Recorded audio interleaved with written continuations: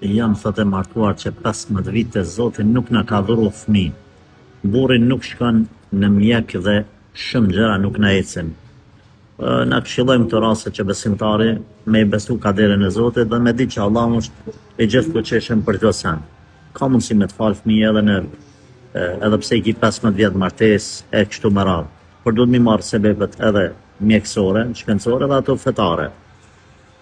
Fetare di dhe ma në çfarë sebepe janë, duaja, sadakaja, me shku me të lezu në i hoqë, Kuran, me qërë më s'ka në i dua me diqka, me bo hijame e tjere, pastaj dua me bo shumë edhe mi mështet Allah. Pra, mi marrë dhe sebepet mjekësore dhe ato fetare.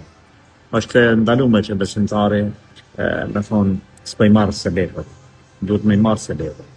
Pastaj e lën dorë Zotit, nëse ka shku Allah, alhamdulillah, nëse jo, ti ke kry obligimin që kërkohet prej teje.